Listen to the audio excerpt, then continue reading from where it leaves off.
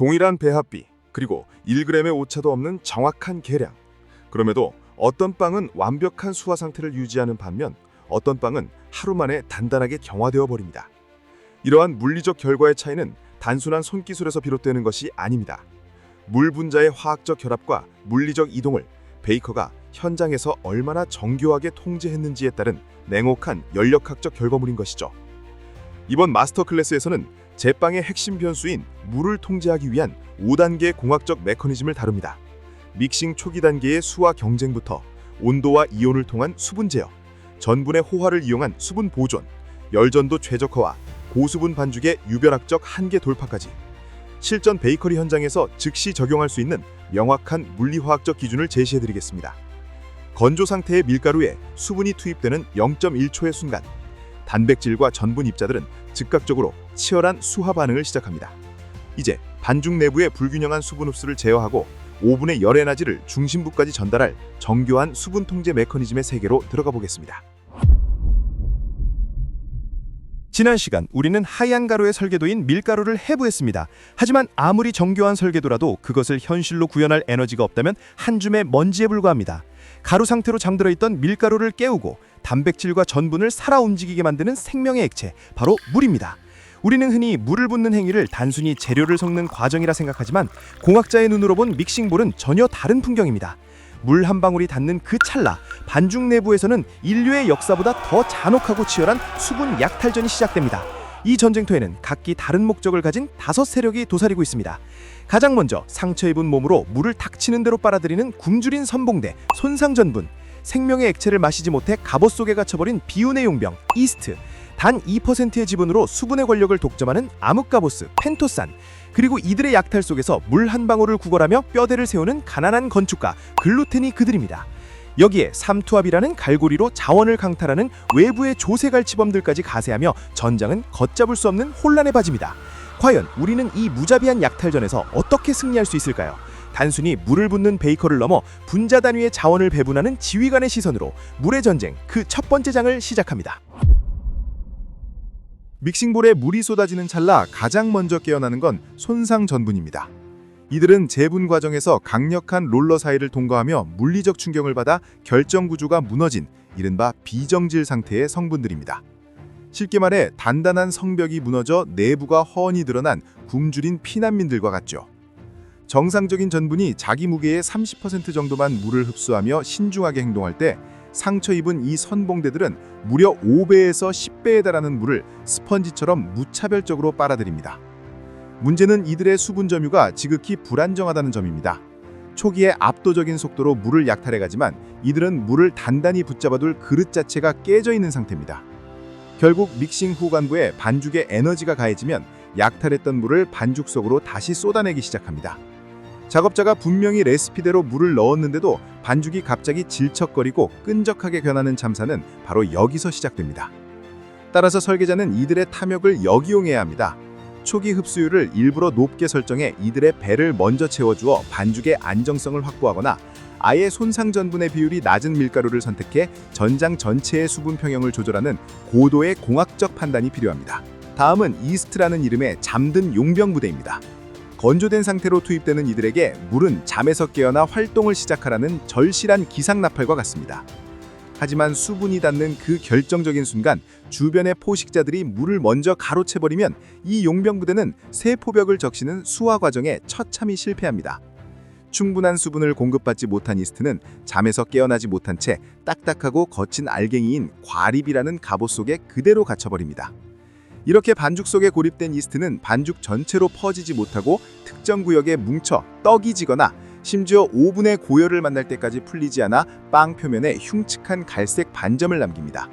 이것이 바로 우리가 겪는 발효 불균형의 실체입니다. 이를 막기 위해 설계자는 이스트를 밀가루에 미리 고루 분산시켜 약탈자들로부터 병력을 흩어놓거나 믹싱 시간이 짧아 수분 쟁탈전이 치열한 반죽이라면 아예 미리 물에 녹여 액체 상태의 정예 부대로 투입하는 선제적 배치 전술을 구사해야 합니다. 내부의 소란을 조용히 지켜보며 보이지 않는 곳에서 수분의 권력을 독점하는 암흑가 보스, 바로 펜토산입니다. 밀가루 성분 중 단 2%에서 3%라는 비주류 지분만을 차지하고 있지만 이들의 영향력은 상상을 초월합니다. 이들은 아라비노자일란이라 불리는 끈적한 사슬그물을 펼쳐 반죽 내 전체 수분의 무려 4분의 1을 혼자서 장악해버립니다.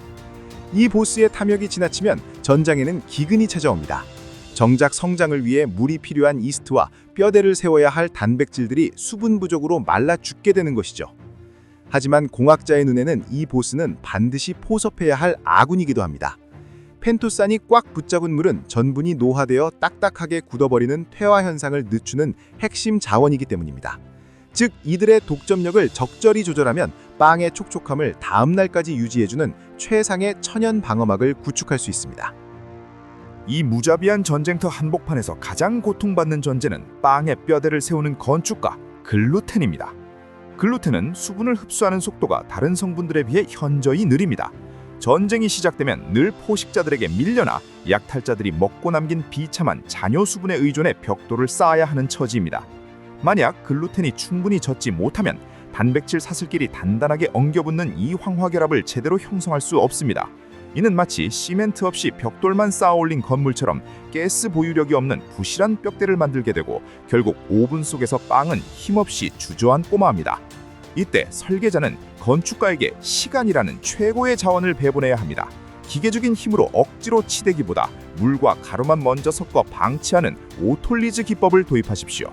이 짧은 휴전은 건축가가 약탈자들의 눈을 피해 스스로 수분을 머금고 견고한 성벽을 구축할 수 있는 고도의 전략적 선택입니다. 내부의 세력 다툼이 정점에 달했을 때 외부에서 강력한 모기를 든 침입자들이 가세합니다. 바로 설탕과 소금이라는 조세 갈취범들입니다. 이들은 삼투압이라 불리는 농도 차이에 의한 물리법칙을 집행하며 성분들이 나누어 가져야 할 물 분자를 강제로 징수합니다. 이들이 약탈한 물은 입자 주변에 단단히 묶여 아무도 사용할 수 없는 결합수의 형태로 감옥에 가둬버립니다. 특히 설탕은 단백질이 물맛을 보기도 전에 수분 자원을 선점하는 악랄한 특성을 가집니다. 설탕의 양이 많아질수록 글루텐의 발달이 더뎌지고 반죽이 축 처지는 이유는 바로 이 수분 갈취 때문입니다. 이 무자비한 징수에 맞서는 가장 영리한 전술은 후천법입니다. 건축가인 글루텐이 물을 충분히 마시고 뼈대를 완성할 시간을 벌어준 뒤 전쟁 후반부에 이들을 투입하여 반죽의 구조적 붕괴를 막고 풍미만 취하는 고도의 통치술이 필요합니다. 하지만 가장 경계해야 할 적은 소리 없이 다가와 전장 전체를 메마르게 하는 스텔스 약탈자, 바로 건과일과 견과류입니다. 이들은 반죽 내부에서 자신의 낮은 수분 활동로를 채우기 위해 주변의 반죽에 생명줄인 수분을 끊임없이 훔쳐갑니다.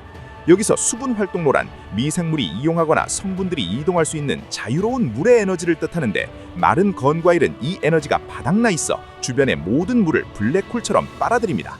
특히 건포도나 무화과 같은 건과일은 그 자체의 다공성 구조로 물을 흡수하는 것도 모자라 내부에 농축된 당분을 갈고리 삼아 강력한 2차 삼투압 공격을 퍼붓습니다. 이들의 약탈은 정성껏 지어놓은 글루텐 네트워크를 갈기갈기 찢어버리고 완성된 빵의 수분까지 오븐 안에서 빨아들여 결국 푸석하고 마른 식감을 만듭니다. 설계자는 이들과 반드시 사전 평화 협정을 맺어야 합니다. 충전물을 투입 전 미리 따뜻한 물이나 시럽에 담가 수분을 포화 상태로 만드는 소킹은 약탈의 동기를 근본적으로 차단합니다. 충분히 전처리 된 충전물은 더 이상 적군이 아닙니다. 오히려 오븐 안에서 미세하게 수분을 방출하며 빵의 신선도를 지켜주는 든든한 지원군으로 거듭나게 됩니다. 오늘 우리는 믹싱볼 내부의 무자비한 생존 게임을 목격했습니다. 훌륭한 제빵사는 이 전쟁을 무력으로 진압하는 것이 아니라 자원을 전략적으로 배분하는 지능적인 지휘관이 되어야 합니다. 우리는 이제 누가 물을 약탈하고 누가 고립되는지 알게 되었습니다. 하지만 전장터의 환경 자체가 바뀐다면 어떨까요? 다음 시간 이 전쟁의 판도를 뒤바꿀 수분 통제관, 믹싱, 온도, 그리고 수질의 제어 시스템으로 다시 돌아오겠습니다. 물 투입 직후 손상 전분과 펜토산은 무게의 수배에 달하는 수분을 빠르게 흡수합니다. 반면 이스트와 글루텐 단백질은 상대적으로 느리게 수화되며 구조를 형성하기 시작하죠. 이 1차 수화 단계가 안정된 것처럼 보여도 믹싱 후반부에 물리적 마찰 에너지가 가해지면 상황은 급변합니다. 초기에 과포화된 손상 전분이 결합력을 잃고 수분을 다시 배출하면서 글루텐 구조가 순식간에 붕괴되는 2차 연화 현상이 발생할 수 있습니다. 이 현상을 제어하려면 단순히 레시피의 수분량에만 의존해서는 안 됩니다. 미네랄 이온을 활용해 단백질의 교차 결합을 단단히 유도하고 반죽 온도를 낮춰 분자의 운동 에너지를 억제하는 연력학적 브레이크를 밟아야 합니다. 반죽의 물리적 상태를 지배할 완전히 새로운 제어 기준이 필요한 시점입니다. 자, 이제 이온 강도와 온도를 변수로 한 수분 제어 메커니즘을 본격적으로 가동합니다. 냉각수를 투입하여 분자의 과열을 억제하고 계산된 믹싱 에너지를 가해 제어 범위를 벗어난 반죽 내 자유수들을 단백질 구조 내부의 결합수로 전환시킵니다. 자유수를 통제하여 완벽한 구조적 안정성을 확보하는 두 번째 단계로 진입합니다. 우리는 지난 시간 믹싱볼 안에서 벌어지는 치열한 수분 약탈전을 목격했습니다. 하지만 진정한 베이킹은 그 전쟁에 휘말리는 것이 아니라 그 전쟁을 끝내는 것에서 시작됩니다. 이제 물의 전쟁은 끝났습니다. 지금부터 여러분은 단순한 베이커가 아닌 반죽이라는 유기적 시스템을 관리하는 수분 통제관이 되어야 합니다. 물은 더 이상 정복해야 할 적이 아닙니다. 우리가 설정한 시스템 안에서 정해진 위치에 배치되어야 할 핵심 부품입니다. 물의 본질을 꿰뚫는 분자 자석 이론부터 결합을 조이는 이온 스패너, 시스템의 속도를 결정하는 가속 페달까지 무질서한 믹싱볼에 완벽한 질서를 부여하는 공학적 설계도, 수분 통제관 제어 시스템, 그 정교한 메커니즘을 지금 공개합니다. 화학적으로 물은 산소와 수소가 단단히 맞물린 공유 결합 상태입니다. 하지만 산소가 전자를 강하게 끌어당기는 성질 때문에 물 분자는 미세한 전기적 극성을 띠게 됩니다. 이것이 바로 물을 지구상에서 가장 강력한 용매, 즉 무엇이든 녹여내는 액체로 만드는 핵심 원리입니다. 쉽게 말해 물 분자는 수억 개의 미세한 분자 자석과 같습니다. 이 자석들이 재료 사이를 파고들어 기존의 결합을 끊어내고 자기 몸에 붙여버리는데 우리는 이것을 녹는다고 표현합니다. 믹싱볼 안에서 밀가루 입자들을 하나하나 파고들어 잠들어 있던 성분들을 깨우는 거대한 분자 자석 시스템이 바로 물의 실체입니다. 물은 생명체에게 단순한 양분 이상입니다. 식물이 대지 위로 꼿꼿하게 서 있을 수 있는 건 세포 내부에서 물이 밀어내는 힘, 즉 팽압 덕분입니다. 인간 역시 체중의 70%를 물로 채워 체온과 농도를 일정하게 유지하는 항상성을 지킵니다. 이 복잡한 생물학적 기전을 공학적으로 요약하면 수압 제어입니다. 시든 식물에 물을 주면 다시 일어서듯 베이컨은 반죽이라는 유기체 안에 물을 주입해 구조를 세우는 것입니다. 빵의 결이 살아나고 형태가 유지되는 건 역시 세포를 채우는 분자 자석들의 압력을 정교하게 다룬 결과물입니다. 물은 단순히 수소와 산소의 결합체가 아닙니다. 그 안에는 칼슘과 마그네슘 같은 무기질 이온들이 녹아 있으며 우리는 이를 경도라고 부릅니다. 식품공학적으로 이 이온들은 단백질 분자 사이에서 전기적인 다리 역할을 하며 결합을 단단하게 묶어주는 가교 결합을 촉진합니다. 쉽게 말해 물속의 미네랄은 글루텐이라는 건축물의 나사를 조이는 천연 스패너와 같습니다. 챕터 1에서 확인한 분자 자석들이 재료를 붙잡는 힘이라면 수질은 그 자석들이 흐트러지지 않게 고정하는 압력입니다.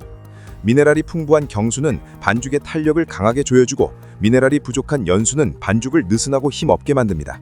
당신의 빵이 유독 처진다면 그것은 기술의 문제가 아니라 나사를 조여줄 이온 스패너가 부족한 것일 수 있습니다. 수질의 또 다른 핵심 변수는 수소이온 농도, 즉 pH입니다. 반죽 내부의 산성도에 따라 효소의 활성 속도와 단백질의 결합 방식은 완전히 달라집니다. 일반적으로 약산성 환경에서 효소는 가장 안정적으로 활동하며 반죽의 신장성과 탄력은 최적의 균형을 찾습니다. 이것을 반죽이라는 시스템의 운영체제라고 이해해 보십시오.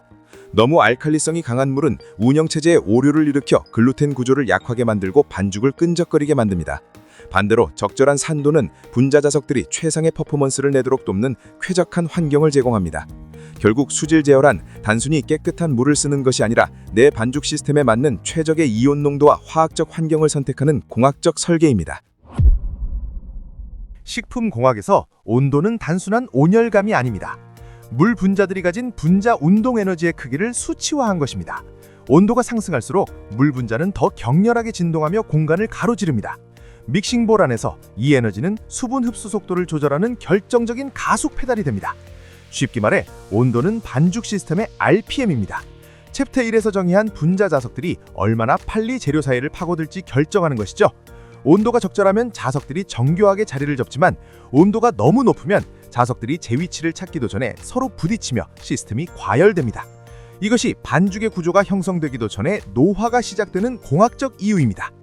온도가 높을 때 반죽 표면이 유독 빠르게 마르는 현상은 단순한 증발이 아닙니다. 에너지를 과하게 얻은 물 분자들이 단백질 구조에 안착하지 못하고 공기 중으로 튕겨나가는 이탈 현상입니다. 즉, 분자 자석이 단백질이라는 금속판에 붙기도 전에 너무 빠른 속도로 지나치다 밖으로 튀어나가 버리는 것입니다. 결국 온도를 제어한다는 것은 물 분자들에게 브레이크를 밟아주는 행위입니다.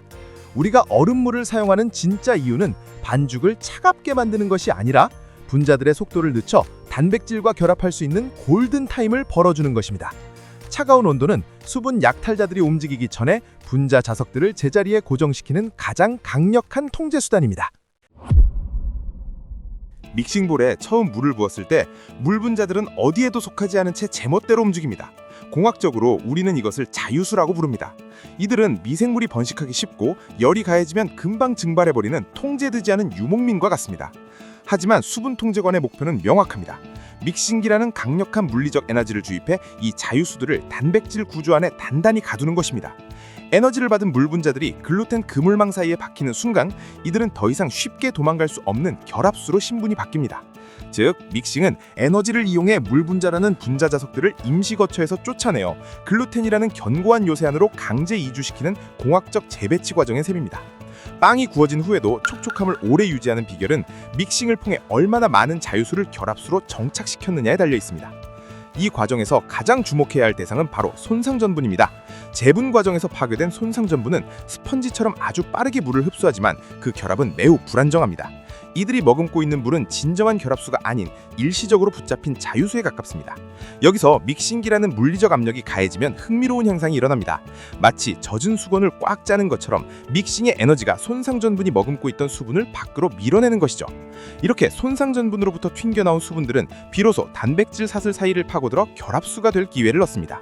우리가 믹싱을 지속하며 반죽에 탄력이 생기는 것을 지켜보는 것은 사실 손상전분이 약탈했던 수분을 물리적 힘으로 빼앗아 글루텐 구조를 세우는데 재투자하는 과정을 지켜보는 것과 같습니다. 수분 통제관은 바로 이 짜내고 다시 흡수시키는 에너지의 임계점을 정교하게 다루어 반죽이 질척이지 않고 탄탄한 결합수 시스템을 갖추도록 설계해야 합니다. 또한 믹싱기가 만들어내는 에너지는 열이라는 형태로 반죽에 전달됩니다. 이 마찰열은 분자 자석들의 운동 속도를 높여 수분이 단백질 구조 깊숙이 박히는 것을 돕기도 하지만 동시에 수분이 다시 자유수가 되어 공기 중으로 탈출하려는 성질을 강화하기도 합니다.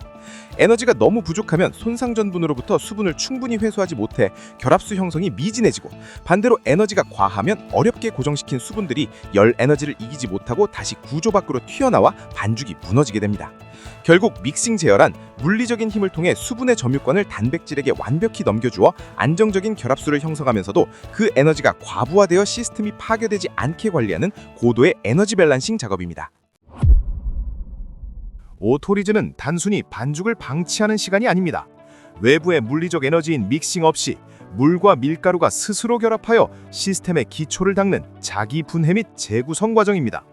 이 짧은 시간 동안 반죽 내부에서는 세 가지 핵심적인 공학적 변화가 일어납니다. 첫째, 분자 자석의 수동적 수하입니다. 믹싱기의 강력한 회전력이 물을 억지로 밀어넣기 전에 물 분자라는 분자 자석들은 단백질 입자 표면에서 안쪽으로 천천히 스며듭니다. 이때 단백질 분자들은 수분을 머금으며 스스로 팽창하고 서로 엉켜있던 사슬들을 자연스럽게 풀어냅니다. 억지로 꺾거나 늘리지 않아도 수분이 기를 내주어 글루텐 구조가 형성되기 가장 좋은 유연한 상태를 만드는 것입니다. 둘째, 효소에 의한 글루텐의 정밀 가공입니다. 밀가루 속에는 프로테아제라는 단백질 분해 효소가 숨어 있습니다. 오토리즈가 시작되면 이 효소들이 활동을 시작하여 너무 팽팽하게 긴장된 단백질 사슬의 일부를 적절히 끊어줍니다. 이것이 바로 공학적으로 말하는 신장성의 확보입니다. 이 과정을 거친 반죽은 나중에 믹싱을 할 때 더 적은 힘으로도 훨씬 잘 늘어나며 탄탄한 그물망 구조를 형성할 수 있게 됩니다. 셋째, 당화 효소의 에너지 전처리입니다. 아밀라제 효소는 이 시간 동안 전분을 당분으로 분해하기 시작합니다. 이는 나중에 투입될 이스트가 즉각적으로 먹을 수 있는 최적의 연료를 미리 준비하는 과정입니다. 즉, 오토리즈는 수분을 고정하는 동시에 시스템 전체의 에너지 효율을 극대화하는 사전 공정인 셈입니다. 수분 통제관에게 시간은 가장 강력한 도구이자 주의해야 할 변수입니다.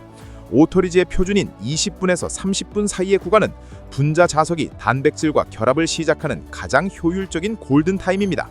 이 짧은 기다림만으로도 우리는 이후에 투입될 믹싱 에너지를 대폭 절감할 수 있습니다. 만약 통밀이나 호밀처럼 수분 흡수 속도가 느린 재료를 다루거나 반죽이 아주 매끄럽게 늘어나는 상태를 원한다면 시간을 1시간 내외로 늘리는 심화 전략을 선택할 수 있습니다. 물 분자들이 단백질 사슬의 가장 깊숙한 핵심부까지 도달할 여유를 주는 것이죠. 하지만 2시간이라는 임계점을 넘어서는 것은 위험합니다. 효소의 정밀 가공이 도를 넘어 단백질 사슬을 너무 많이 끊어버리면 반죽의 탄력이 급격히 사라지고 시스템의 뼈대가 녹아내리는 구조적 붕괴가 일어납니다. 결국 오토리즈 시간 설계란 분자의 결합이 완성되는 시점과 구조가 무너지기 시작하는 시점 사이에서 최적의 균형을 찾는 일입니다. 오토리즈의 정석은 이스트를 나중에 넣는 것이지만 공학적 관점에서의 현장 적용은 훨씬 유연해야 합니다. 특히 15분에서 20분 내외 짧은 오토리즈를 진행할 때는 이스트를 처음부터 물에 분산시켜 함께 섞어주는 방식이 시스템의 안정성을 오히려 높이기도 합니다.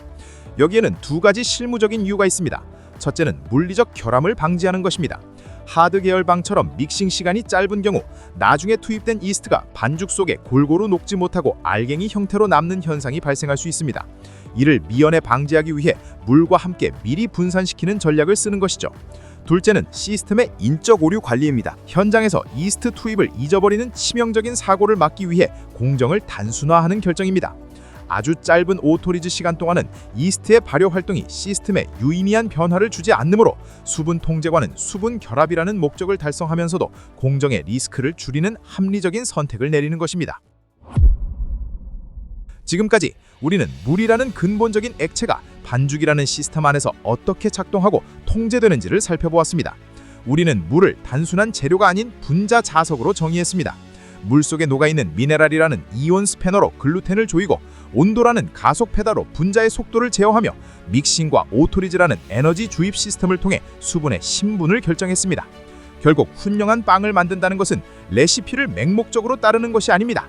내 반죽 시스템의 변수들을 정확히 읽어내고 물 분자들이 제자리를 찾을 수 있도록 환경을 설계하는 수분 통제관이 되는 일입니다. 기억하십시오. 물은 길들이지 않으면 시스템을 파괴하는 약탈자가 되지만 완벽히 통제되는 순간 당신의 빵에 생명력을 불어넣는 가장 강력한 설계도가 됩니다. 이제 여러분의 믹싱 보울 안에서 벌어지는 물의 전쟁을 멈추고 여러분만의 정교한 시스템으로 수분을 지배하시기 바랍니다. 오토리즈 공정의 20분. 이 정적인 수화 시간 동안 물 분자들은 물리적인 힘 없이도 단백질 사슬 사이로 침투해 신장성을 자연스럽게 확보합니다. 이어진 믹싱 공정에서는 적정 수준의 임계점 에너지를 가해 전분에서 이탈한 수분을 압력으로 제어하고 글루텐 결합 구조내로 훌륭하게 재배치시킵니다. 마침내 흔들림 없는 안정적인 수분 결합 네트워크가 완성되었습니다. 하지만 믹싱 단계에서 수분을 완벽히 제어했더라도 오븐에서 호화된 전분은 냉각과 동시에 노화 현상, 즉 퇴화를 시작합니다. 팽창했던 아밀로스 분자들이 재결정화되면서 내부 결합수를 외부로 강하게 밀어내는 물리적 경화가 진행되기 때문이죠. 현장에서 도출해낸 공학적 해결책은 전분의 호화 메커니즘을 선제적으로 통제하는 것이었습니다. 100도의 끓는 물을 투입하지만 1대1의 동량 배합 탓에 혼업 직후 온도가 급격히 떨어지며 전분 입자의 겉면만 익히는 부분 호화 기법, 일본의 유다네. 반면 5대1의 압도적인 수분 배합으로 서서히 열을 가해 전분 입자 중심부까지 완벽하게 수분을 침투시키는 완전 호화 기법인 중화권의 탕종. 보습이라는 같은 목적을 향해 완전히 다른 연료학적 궤적을 그리는 이 두 기술의 분자 공학적 차이를 낱낱이 해부해 보겠습니다.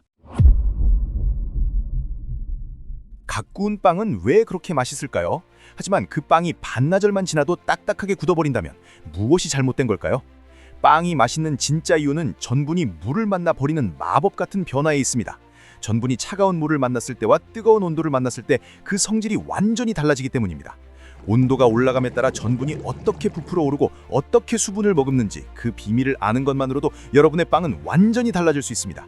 오늘 우리는 빵의 촉촉함을 며칠 동안이나 유지시켜주는 전설적인 비법 유다네와 탕종을 깊게 파헤쳐봅니다. 전분을 미리 익혀서 수분을 꽉 붙잡아두는 이 놀라운 기술들이 어떻게 빵의 식감을 바꾸는지 그 핵심 원리를 아주 쉽게 풀어드리겠습니다. 이제 시간이 지나도 변하지 않는 부드러움의 비밀, 그 첫 번째 장을 함께 열어보시죠. 오븐 문을 열 때 쏟아지는 뜨거운 열기, 그 에너지가 곧바로 빵을 익힐까요? 아닙니다. 오븐의 열기는 오직 반죽의 거중만을 타격할 뿐입니다. 둔중하고 차가운 반죽에 심장부까지 에너지를 실어 나르는 진짜 주인공은 따로 있습니다. 바로 수분입니다. 제빵 공정에서 수분은 단순한 재료가 아니라 에너지를 운반하는 가장 정교한 수송부대입니다. 물의 비열은 밀가루의 비열보다 무려 3배가량 높습니다. 이것은 물이 다른 재료보다 압도적인 에너지를 머금고 이동할 수 있는 열 에너지 배터리라는 뜻입니다. 수분은 반죽 내부를 가로지르는 에너지 고속도로가 되어 오븐의 에너지를 반죽 깊숙한 곳까지 실시간으로 배달합니다. 반죽 속에는 유지라는 또 다른 액체 세력이 존재하지만 열 전달의 관점에서 유지는 수분의 정반대편에 서 있습니다. 물 분자가 극성을 띤 분자 자석으로서 열을 전파하는 열 전도체라면 유지는 재료 표면을 코팅하여 에너지 흐름을 차단하는 열 절연체와 같습니다. 물의 열 전도율과 유지의 열 전도율 체가 증명하듯 유지는 수분의 질주를 멈춰 세우는 속도 제한 구역과 같습니다.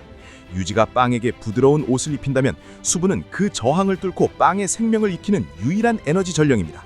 이 에너지 전송 작전은 물과 가루가 만나는 0.1초의 찰나부터 시작됩니다. 물과 밀가루 입자가 결합할 때 발생하는 수하열은 반죽 온도를 순식간에 1도에서 2도 상승시키는 첫 번째 에너지 탄환이 됩니다. 믹서의 마찰열도 이 수분 고속도로를 타고 반죽 전체로 솟아냅니다. 수분은 이 모든 외부 에너지를 받아내 목표 온도인 DDT, 즉 희망 반죽 온도를 조절하는 유일한 완충제입니다. 온도가 전분을 춤추기 전에 수분은 이미 그 무대를 완벽하게 설계하고 있었습니다. 이제 에너지를 가득 머금은 물 분자들이 전분의 성벽을 어떻게 무너뜨리는지 그 경이로운 붕괴의 현장으로 들어가 보겠습니다. 오븐 안에서 온도가 올라가면 가장 먼저 전분이라는 이름의 단단한 분자금고가 반응하기 시작합니다. 평소 생전분은 현미경으로 보면 십자가 모양의 몰타 십자라는 문양을 띠고 있는데 이는 외부 수분의 침입을 허용하지 않는 아주 견고한 보안 인장과 같습니다. 하지만 온도가 51도를 넘어서는 순간 이 십자가 문양이 마법처럼 사라집니다. 열 에너지가 금고의 암호를 해독해버린 것이죠. 이때부터 물 분자들이 전분의 심장부로 거침없이 파고들며 입자가 빵빵하게 부풀어 오르기 시작합니다. 이것이 바로 빵이 생명력을 얻는 첫 번째 신호, 호화의 시작입니다. 온도가 70도에서 80도 사이를 지나갈 때 우리는 주방에서 놀라운 광경을 목격합니다. 물 걷던 우유에 전분을 넣고 끓이면 갑자기 묵직한 커스터드 크림이 되고 물 같던 국물이 어느 순간 걸쭉한 카레로 변신하는 순간이죠. 이는 전분 내부의 아밀로스 분자들이 밖으로 쏟아져 나와 서로의 손을 맞잡으며 액체 철근 역할을 하기 때문입니다. 공학적으로는 용출이라 불리는 이 현상이 반죽 전체에 뼈대를 세우며 빵이 단순히 구워진 가루덩어리가 아니라 탄력을 가진 하나의 건축물로 완성되게 만듭니다. 우리가 사랑하는 커스터드의 실크 같은 질감과 빵의 쫄깃함은 사실 같은 온도에서 설계된 형제인 셈입니다. 마지막 90도, 전분 입자는 한계까지 부풀어 올라 결국 폭발하듯 파열됩니다. 이때 쏟아지는 아밀로펙틴은 빵의 부드러움과 찰기를 선사하며 조리를 마무리합니다. 하지만 진짜 설계는 빵이 오븐에서 나온 직후부터 시작됩니다. 무질서해진 분자들이 다시 딱딱하게 뭉치려는 노화, 즉 전분 도시의 몰락이 시작되기 때문입니다. 이를 막기 위해 설계자는 수분을 전분 분자 사이에 영원히 가두는 수분 인질극을 벌여야 합니다. 이때 등장하는 구원자가 바로 전분을 미리 익혀서 사용하는 유단해와 탕종입니다. 전분을 미리 최대치로 팽창시켜 수분을 꽉 붙잡게 만드는 이 기술들은 빵이 며칠이 지나도 갓 구운 것처럼 촉촉하게 유지되는 최후의 방어막이 됩니다. 그렇다면 쫄깃함의 일본식 유단해와 구름 같은 중화권의 탕종, 이 둘은 대체 무엇이 다를까요? 이제 그 응용의 끝판왕을 만나러 가보겠습니다. 우리는 흔히 익힌 반죽 기술의 시초를 탕종이라 생각합니다. 2004년 대만에서 출간된 한 권의 책이 전 세계 홈베이커들에게 65도 탕종법이라는 마법 같은 공식을 퍼뜨렸기 때문이죠. 탕종은 화려한 조명을 받으며 등장한 지식의 스타 강사와 같았습니다. 하지만 지식 아키텍트의 시계바늘을 조금 더 뒤로 돌려보면 일본의 장인들이 수십 년 전부터 조용히 전수해온 유단해라는 거대한 뿌리를 만나게 됩니다. 유단해는 화려한 마케팅 대신 식빵의 쫄깃한 생명력을 지켜온 은둔의 고수였습니다. 이름도 다르고 유행한 시기도 다르지만 이 두 기술이 조준하는 관역은 단 하나입니다. 바로 전분을 미리 항복시켜 수분을 영원히 가두는 것이죠. 이제 유행과 전통이라는 이름 뒤에 숨겨진 이 두 기술의 정밀한 분자 공학을 비교해 보겠습니다.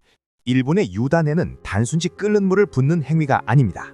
그것은 전분이라는 고체 매트릭스를 파괴하고 그 파편 사이에 수분을 영원히 가두는 분자 감옥을 건설하는 공정입니다. 이제 유단해의 제작 공법과 그 이면에서 벌어지는 보이지 않는 변화를 하나씩 해부해 보겠습니다. 1단계, 먼저 재료의 비율입니다. 강력분과 끓는 물을 1대1의 비율로 준비합니다. 여기서 타협할 수 없는 절대 조건은 물의 온도입니다. 반드시 100도여야 합니다. 물을 붓는 순간 전분 입자는 저항할 틈도 없이 연력학적 충격을 받습니다. 이때 전분 내부의 단단한 수소 결합이 순식간에 끊어지며 성문이 열리고 100도의 수분은 전분의 심장부까지 강제로 밀고 들어갑니다. 주걱으로 가루가 보이지 않을 때까지 빠르게 치대며 반죽하는 이 과정은 전분을 가장 밀도 높은 고농도 젤 상태로 변환시키는 작업입니다. 이 시점에서 유단에는 평소의 반죽과는 비교할 수 없이 끈적이고 투명하며 묵직한 질감을 갖게 됩니다. 2단계, 반죽이 완성되면 즉시 밀폐 봉인해야 합니다. 뜨거운 열기가 남아있는 상태에서 랩을 반죽 표면에 완전히 밀착시키십시오. 이는 단순히 겉면이 마르는 것을 막는 수준이 아닙니다. 전분 입자 속에 억지로 밀어넣은 수분 분자들이 증기로 변해 탈출하려는 것을 물리적으로 차단하는 수분 인질극의 봉인입니다. 이 봉인이 완벽할수록 당신의 빵은 더 높은 수분 보유율을 기록하게 됩니다. 3단계, 봉인된 유단해를 냉장고에 넣고 최소 12시간에서 24시간의 숙성 과정을 거칩니다. 이 침묵의 시간 동안 유단해 내부에서는 두 가지 경이로운 사건이 벌어집니다. 첫째는 결합수의 정착입니다. 끓는 물에 의해 요동치던 물 분자들은 전분의 그물망 구조 사이사이에 자리를 잡으며 상온에서도 쉽게 증발하지 않는 안정적인 결합수로 변모합니다. 둘째는 효소에 의한 당화입니다. 냉장 온도는 반죽을 상하게 하는 미생물의 활동은 억제하지만 밀가루 속 효소인 아밀라하제의 활동은 멈추지 못합니다. 이들은 천천히 전분을 분해하여 인공적인 설탕이 줄 수 없는 깊고 은은한 천연의 단맛을 이끌어냅니다. 4단계, 하루를 견딘 유단해는 이제 차갑고 단단한 수분 저장고가 되었습니다. 이를 본 반죽의 약 20%에서 30% 비율로 섞어 넣으면 유단해 속의 결합수들은 오븐의 고온 속에서도 증발하지 않고 살아남습니다. 결국 유단해는 빵의 속살을 떡처럼 쫄깃하게 만드는 탄성 설계도이자 빵이 식은 뒤에도 전분이 다시 딱딱해지려는 노화 현상을 온몸으로 막아내는 최후의 방어선이 됩니다. 유단해를 만드는 10분의 노동과 기다림의 24시간은 당신의 빵에게 시간을 이기는 생명력을 부여하는 가장 가치 있는 투자입니다. 일본의 유단해가 100도씨의 물로 전분을 직사시켰다면 중화권의 탕종은 전분을 서서히 달래며 최적의 상태로 유도하는 유체 제어 기술입니다. 탕종은 빵에 단순히 물을 더하는 것이 아니라 빵의 기공 하나하나에 수분을 머금은 액체 엔진을 장착하는 공정입니다. 이제 탕종의 정밀 시공법과 그 선택의 순간을 해부해 보겠습니다. 1단계, 탕종의 첫 번째 공학적 특징은 비율입니다. 일반적으로 강력분과 수분을 1대5의 비율로 설계합니다. 유단해가 1대1이었던 것에 비해 수분의 양이 압도적으로 많습니다. 탕종은 이 막대한 양의 수분을 전분이라는 그릇에 쏟아붓지 않고 열을 이용해 서서히 가두어 흐르는 젤 상태로 만드는 것이 목표입니다. 2단계, 약한 물 위에서 거품기로 끊임없이 저으며 온도를 올리는 과정에서 지식 아키텍트가 주목해야 할 숫자는 65도씨입니다. 왜 하필 65도씨일까요? 이 온도는 전분 입자가 물을 최대한 빨아들여 통통하게 부풀어 오르면서도 입자의 형태가 완전히 파괴되지 않는 연력학적 평형점이기 때문입니다. 또한 전분을 분해하는 효소인 아밀라아제가 가장 열정적으로 일하다가 멈추기 직전의 임계점이기도 하죠. 65도씨에 도달해 주걱이 지나간 자리가 선명하게 남는 걸쭉한 풀 상태가 되면 우리는 수분을 완벽하게 포획하는 데 성공한 것입니다. 3단계, 여기서 탕종만의 독보적인 강점이 드러납니다. 바로 즉시 투입의 실용성입니다. 유단해는 고온으로 인해 단단하게 뭉치기 때문에 반드시 식히고 숙성하는 시간이 필요하지만 탕종은 부드러운 유체 상태이기에 상온으로 식기만 하면 즉시 본 반죽에 투입할 수 있습니다. 바쁜 현장에서 회전율을 극대화해야 한다면 탕종의 이 즉시성은 최고의 무기가 됩니다. 하지만 지식 아키텍트의 설계도에는 또 하나의 선택지가 있습니다. 바로 24시간 숙성의 공학적 완성도입니다. 식은 탕종을 냉장고에서 하루 정도 묵히면 가열로 인해 들떠있던 물 분자들이 전분 구조 사이에 완벽하게 자리를 잡으며 강력한 결합수의 성벽을 쌓습니다.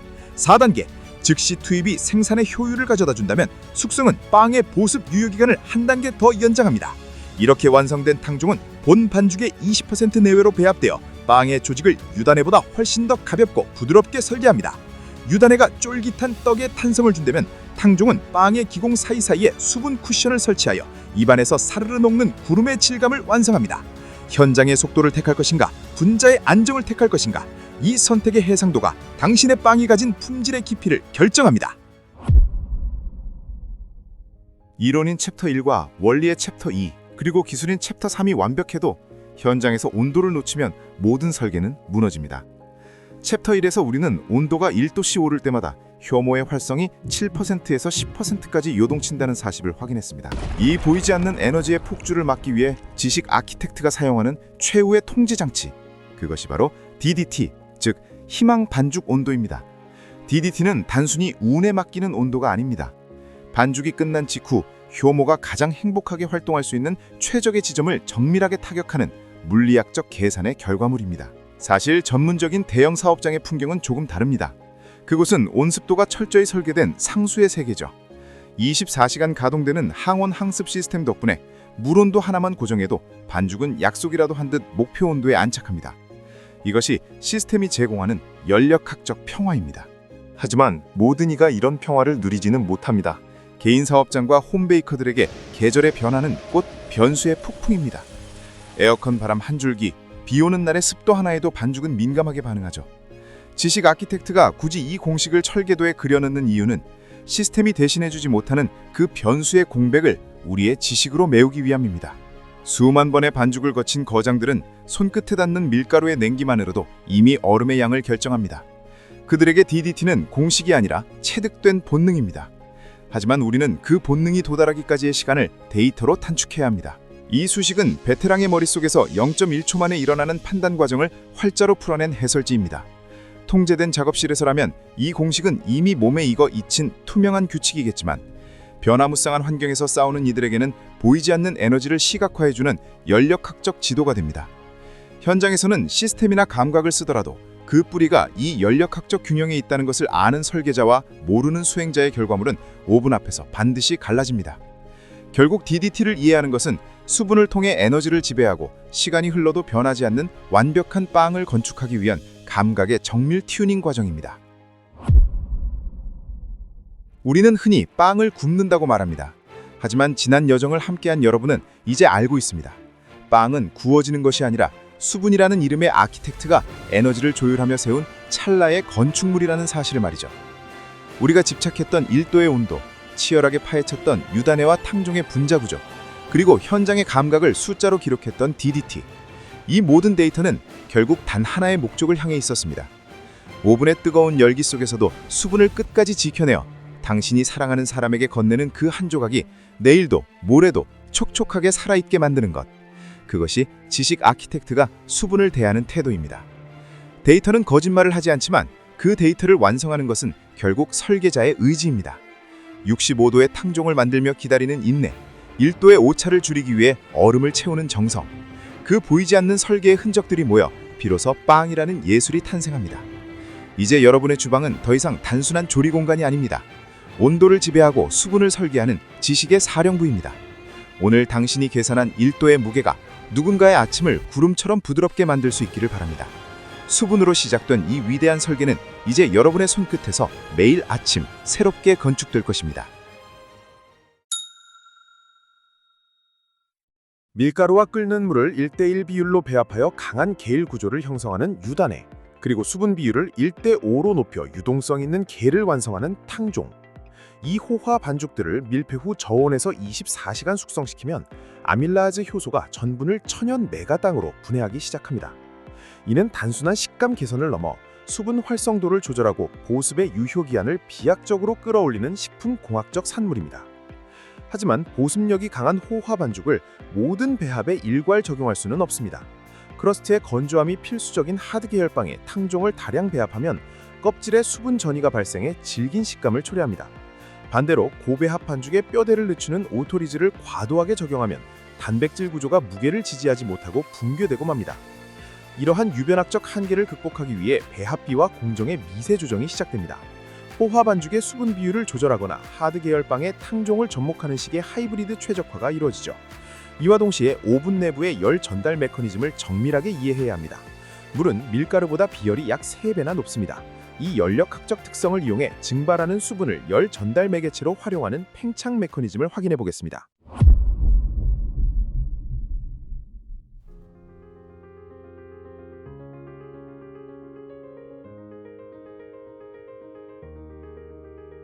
쑥이 스며들어 스스로 반죽의 결을 정리하게 만드는 기다림의 미학이죠. 반면 유단해와 탕종은 밀가루의 일부를 뜨겁게 익혀서 수분을 꽉 붙잡아두는 기술입니다.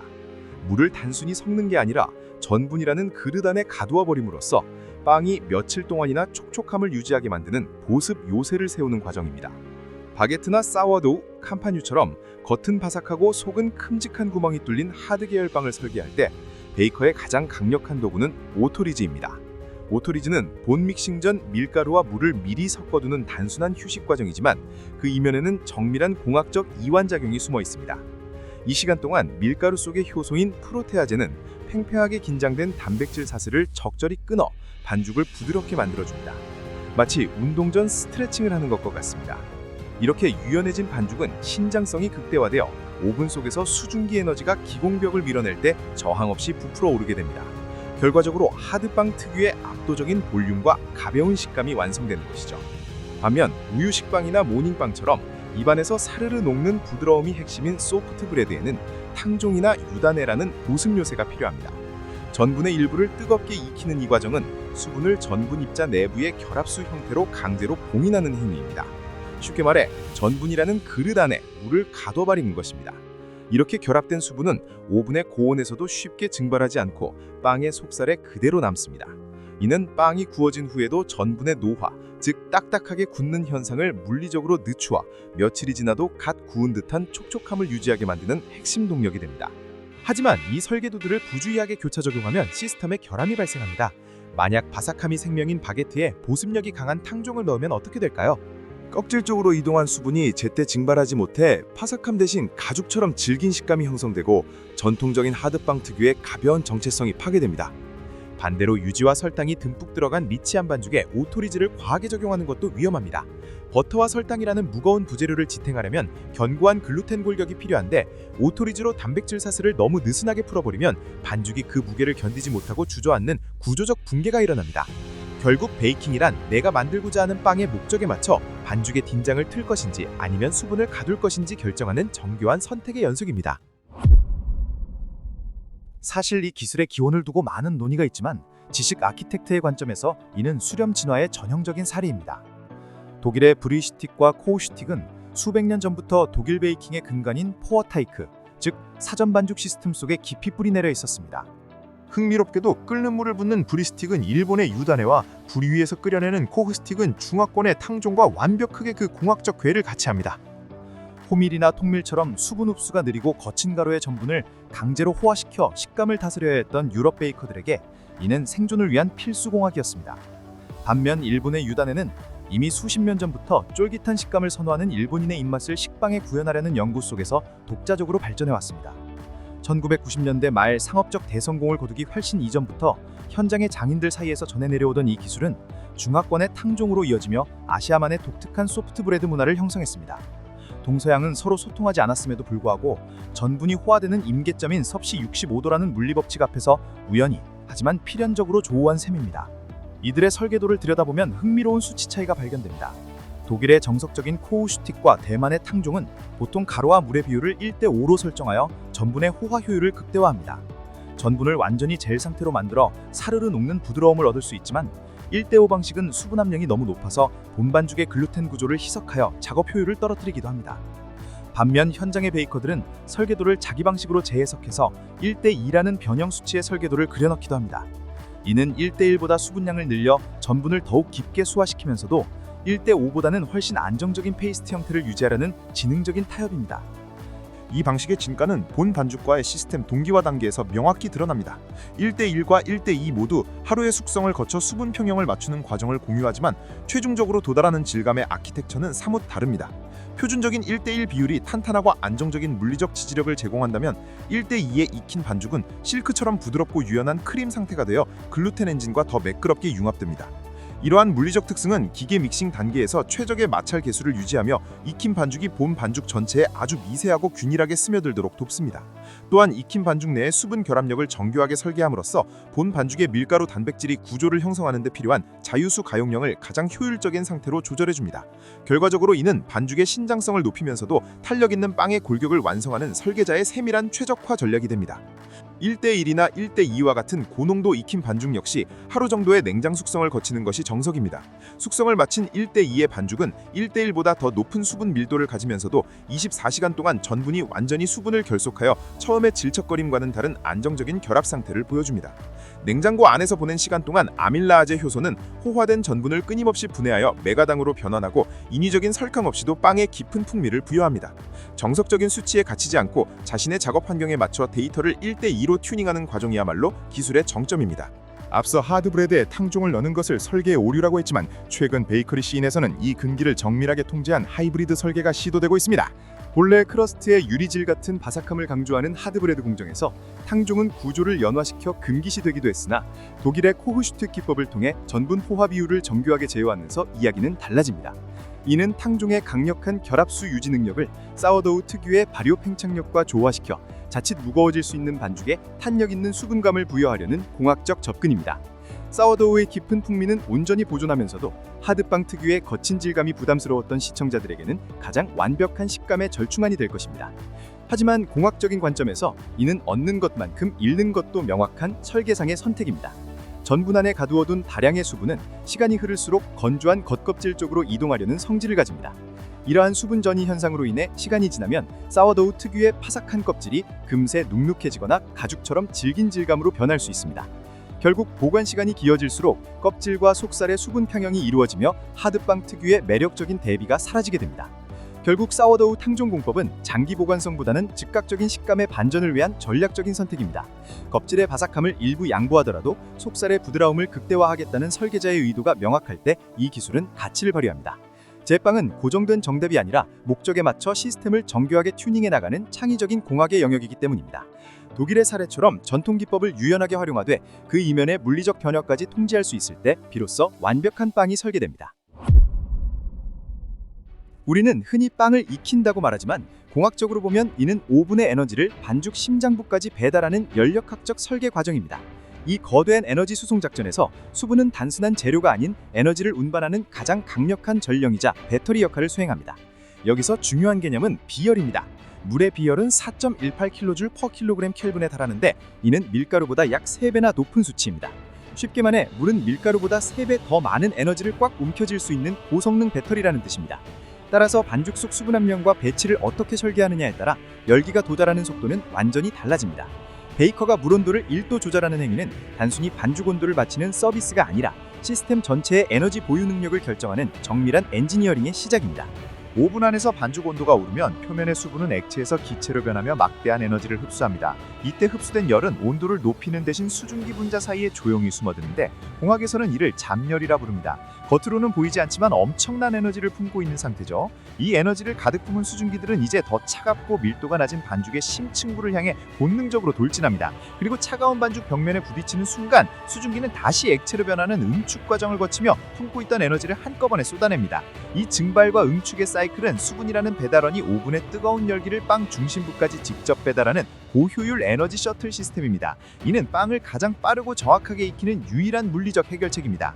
수증기라는 배달원이 얼마나 빨리 심장부에 도달할지는 결국 이스트가 뚫어놓은 기공의 배치와 크기, 즉 아키텍처에 달려 있습니다. 사워도우 같은 하드 계열 빵의 크고 시원한 기공들은 수증기가 저항 없이 질주할 수 있는 에너지의 고속도로가 됩니다. 공기가 흐르며 열을 전하는 대류 현상을 통해 열기는 순식간에 내부로 파고들고 이는 빵의 골격을 빠르게 고정시켜 가벼운 식감을 완성합니다. 반대로 버터와 설탕이 많은 리치 계열 빵은 촘촘하고 미세한 기공 구조를 가집니다. 이는 뜨거운 수증기의 이동을 늦추어 에너지를 가두는 일종의 단열 요새 가 됩니다. 열은 기공 사이의 고체 벽면을 타고 아주 천천히 전해지는 전도 경로를 택하게 되며 이 지체된 시간 동안 수분은 보존되고 밀도 높은 부드러움이 설계됩니다. 결국 수분이 에너지를 품고 질주하는 탄환이라면 이스트는 그 탄환이 목표물에 명중하도록 길을 내주는 사격 통제 장치입니다. 수분만으로는 빵을 익힐 수 없고 이스트가 뚫어놓은 공간이 없다면 수분은 에너지를 배달할 경로를 잃고 방황하게 됩니다. 이렇게 수분이 품은 에너지가 이스트가 설계한 통로를 만나 심장부에 깃들 때 비로소 우리가 꿈꾸는 완벽한 빵이 탄생합니다. 이제 수분이라는 기초 설계를 마쳤으니 다음 시리즈에서는 반죽의 생명력을 불어넣고 열의 길을 뚫어내는 공간의 마스터 이스트의 세계로 깊이 들어갑니다. 수분이 에너지를 품고 이스트의 길을 따라 빵의 심장부에 도달하면서 우리의 수분 설계도는 완성됩니다. 오토리즈부터 1대2의 유단에 그리고 독일의 전통 기법까지 우리가 살펴본 모든 여정은 결국 수분이라는 전령을 다스리기 위한 인류의 지혜였습니다. 누군가는 정석적인 비율을 고집하고 누군가는 과감한 하이브리드 실험을 감행합니다. 하지만 제빵에 정해진 단 하나의 정답은 없습니다. 제빵은 고정된 지식이 아니라 베이커가 의도한 목적에 맞춰 수많은 변수를 조합하고 시스템을 정밀하게 튜닝해 나가는 창조적인 공학의 영역이기 때문입니다. 보이지 않는 에너지의 흐름을 제어하는 이 아름다운 설계도 위에 이제 당신은 어떤 빵을 그려내고 싶으십니까? 당신이 오븐 앞에 섰을 때 수분은 이제 단순한 재료가 아닌 당신의 의도를 실어 나르는 가장 강력한 도구가 되어줄 것입니다. 오븐 내부의 복사열은 반죽 중심부로 직접 침투하지 못합니다. 겉면에 수분이 증발하며 자멸을 흡수하고 이 뜨거운 수증기가 반죽 내부로 이동하며 열 에너지를 방출해야만 중심부가 완전히 호화됩니다. 사워도우의 열린 기공은 이 수증기의 이동 효율을 높이는 통로로 작용하며 밀도가 높은 리치 반죽은 열 전도를 지연시키는 단열층 역할을 합니다. 수분의 이동 경로와 물리적 구조가 완벽히 맞물리며 빵의 골격은 비로소 단단하게 응고됩니다. 에너지 전달 메커니즘을 통제하고 나면 기존의 유변학적 기준이 완전히 달라지는 최종 관문이 열립니다. 수분율 80%를 넘어서는 순간 글루텐 단백질이 흡수할 수 있는 결합수의 물리적 한계를 초과하게 됩니다. 구조에 결합하지 못한 잉여 자유수가 반죽 전체의 점착성을 극도로 높이게 되죠. 이때 단백질 사슬의 신장성이 탄성을 완전히 압도하게 되면서 적절한 간격의 폴딩으로 장력을 주지 않으면 반죽이 중력을 이기지 못하고 수평으로 퍼져버리는 현상이 발생합니다. 이처럼 구조 붕괴의 위험성이 높음에도 프로 베이커들은 높은 수화율을 포기하지 않습니다. 압도적인 기공과 젤라틴화된 부드러운 내상을 구현하는 필수 조건이기 때문이죠. 수분을 나누어 투입해 단백질 결합을 방어하는 바시나주 기법, 그리고 반죽의 자중과 중력을 역이용해 구조를 다듬는 코일폴드 기법까지 점탄성의 균형을 맞추고 완벽한 역학적 정렬을 이루어내는 제빵 공학의 최종 단계로 나아가 보겠습니다. 유리 조각처럼 바삭한 껍질 속 푸딩처럼 사르르 녹아내리는 기적의 속살. 오늘 푸드 딥다이브에서는 제빵공학의 끝판왕, 극한의 고수분 반죽이 만드는 마법을 파헤칩니다. 집에서 빵을 만들 때 더 촉촉한 빵을 위해 수분율을 75% 이상 늘려본 적이 있으신가요? 초보 홈베이커들에겐 이 축축한 반죽은 내 마음대로 다스릴 수 없는 길들여지지 않은 야생마화 같습니다. 찰흙처럼 모양이 잡히는 일반 반죽과 달리 이것은 손과 도구에 온통 달라붙는 늪지에 가깝습니다.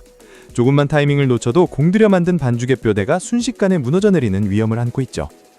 이렇게 반죽이 망가질 위험을 감수하면서까지 전 세계 프로 베이커들이 물을 들이붓는 이유는 분명합니다. 오직 극한의 수분 환경에서만 완성되는 시각적인 경이로움, 오픈 크럼, 그리고 푸딩처럼 사르르 녹는 미각의 정점, 커스터드 크럼을 얻기 위해서입니다. 먼저 거대한 구멍, 오픈 크럼의 원리부터 보겠습니다. 반죽에 물이 많아지면 단백질 그물망 사이를 자유롭게 흐르는 자유수가 늘어나면서 반죽이 아주 유연해집니다. 이를 풍선이 가득 든 가방 이론으로 설명합니다. 유연해진 반죽 속에서 가스들이 팽창할 때 서로 터지지 않고 부드럽게 자리를 비켜주며 빵이 크게 부풀어 오르는 원리입니다. 물이 적은 반죽은 튕겨내는 힘인 탄성이 강해 기공이 커지는 걸 억제합니다. 반면 수분이 많아지면 물이 단백질 사슬 사이를 파고들어 탄성을 약화시키고 대신 유연하게 늘어나는 신장성이 주도권을 잡습니다. 풍부한 수분이 뼈대 사이사이에서 끝없이 늘어나는 윤활유 역할을 하기 때문입니다. 수분을 머금은 반죽은 오븐 속에서 찢어지지 않고 거대한 기공을 품은 채 끝없이 늘어나며 역학적인 기적을 완성합니다. 찰진 속살, 커스터드 크럼을 만드는 핵심은 온도입니다. 빵 내부가 75도에 이르면 전분이 물을 흡수해 젤리처럼 변하는 호화작용이 시작됩니다. 이는 생쌀이 밥이 되는 것과 같은 변화입니다. 고수분 반죽은 이 호화의 완성도를 비약적으로 끌어올려 빵 속살이 특유의 젖은 듯 찰지게 변하는 최고의 식감을 탈증시킵니다. 수분과 열이 단단했던 전분의 구조를 완전히 무너뜨리면 반죽은 아모퍼스 상태가 됩니다. 뻑뻑했던 밀가루 반죽이 마치 부드러운 푸딩이나 커스터드처럼 변하면서 입안에서 사르르 녹아내리는 식감을 주게 됩니다. 제빵에서 물은 단순히 재료를 섞는 도구가 아닙니다. 맛과 향을 만드는 여러 성분이 활발하게 움직이고 충돌할 수 있는 거대한 반응 매질입니다. 물이 많을수록 빵을 맛있게 만드는 생화학적 반응들이 폭발적으로 빨라집니다. 특히 전분을 당분으로 쪼개주는 아밀라아제 효소가 활발해져 효모를 위한 풍성한 먹이를 제공합니다. 여기서 만들어진 당분은 발효를 돕고 굽는 과정에서 마이야르 반응을 이끌어내어 빵 껍질에 짙은 갈색과 구수한 풍미를 입힙니다. 단백질 분해 효소인 프로테아제는 엉킨 실타래를 다듬는 마이크로 가위 역할을 합니다. 너무 뻣뻣한 반죽의 긴장감을 살짝 끊어주어 부드럽게 만들어주는 것인데 덕분에 반죽은 가스 압력에 저항하지 않고 시원하게 부풀어 오르며 큰 구멍들을 만들어냅니다. 빵이 딱딱해지는 노화 현상을 막는 것도 수분의 힘입니다. 쪼개진 성분들이 전분 사이에 끼어들어 다시 굳어지는 것을 철저히 방해하는데 이는 벽돌 사이에 모래를 뿌려 단단하게 굳지 않게 막는 것과 같은 원리입니다. 완벽한 오븐 스프링을 위해서는 빵 표면의 수분을 조절해야 합니다. 오븐의 수증기, 스팀이 표면에 닿아 열을 식혀주는 이 찰나의 효과가 반죽이 마르지 않고 끝까지 부풀어 오를 수 있는 팽창의 골든타임을 확보해줍니다. 이 밸런스를 완벽하게 통제하는 장치가 바로 무쇠솥입니다. 닫힌 사우나와 같은 무쇠솥은 수증기를 가두고 강력한 열을 뿜어냅니다. 덕분에 껍질이 일찍 굳는 걸 막아내어 빵 내부 가스가 폭발적으로 팽창하며 높게 솟아오르게 됩니다. 형태를 통제하기 위한 첫 번째 제빵 기술은 단계적 수분 공급법인 바시나지입니다. 한 번에 모든 물을 넣으면 단백질끼리 결합할 기회를 잃게 됩니다. 면발의 탄력을 먼저 꽉 잡은 뒤 나중에 국물을 붓는 치밀한 접근이 필요합니다. 바시나주의 과정은 치밀하게 설계된 이중 구조를 가집니다. 첫 번째 관문인 뼈대 구축에서는 물의 7-80%만 먼저 넣어 단백질끼리 충분히 부딪히게 함으로써 반죽의 중심을 잡아주는 강력한 글루텐 핵을 형성합니다. 기초공사가 끝난 뒤 진행되는 윤활수 투입 단계에서 추가된 물은 이미 만들어진 사슬 사이로 침투하여 그물망을 찢지 않고 유연하게 연장해 나가는 역할을 합니다. 이 설계를 통해 초고수분 반죽도 탄탄한 안정성을 거머쥐게 됩니다. 주의할 점은 고수분 반죽을 기계로 너무 강하게 돌리면 위험하다는 것입니다. 물 때문에 연약해진 반죽 구조가 믹서기의 강한 힘에 의해 찢어질 수 있기 때문입니다. 이는 최고급 비단을 거친 세탁기에 넣고 돌리는 것과 같아서 공들여 세운 뼈대를 완전히 무너뜨릴 수 있습니다. 그래서 마스터들은 기계 대신 휴지기인 오토릴리스를 대안으로 씁니다. 밀가루와 물만 섞어 가만히 두어 효소가 스스로 글루텐을 정돈하게 만드는 것입니다. 억지로 당기는 대신 마사지로 근육을 풀어주듯 반죽에 극강에 늘어나는 성질을 부여합니다. 기계의 회전력을 대체하는 것은 다름 아닌 중력입니다. 반죽을 들어올려 말아넣는 코일 폴드는 기포를 보존하며 구조를 세우는 기술입니다. 종이를 접어 다층적인 구조를 가진 책을 만들듯 반죽의 표면 장력을 파괴 없이 강화합니다. 흐물거리던 액체 상태가 안정적인 고체로 변하는 것은 이런 역학적 정렬의 결과입니다.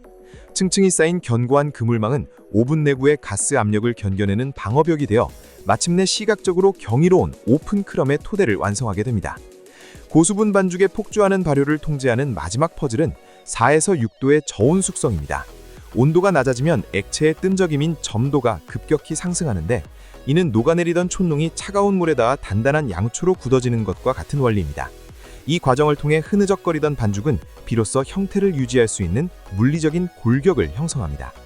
저온 숙성의 진짜 효과는 오븐 안에서 폭발하는 오븐킥으로 증명됩니다.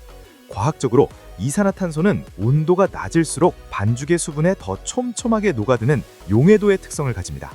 차가운 탄산음료가 강력한 탄산을 품고 있듯 저온에서 축적된 가스들이 뜨거운 열을 만나는 순간 일제히 기화하며 밖으로 폭발하는 강력한 에너지가 됩니다. 이 힘이 반죽을 수직으로 시원하게 밀어올리게 됩니다.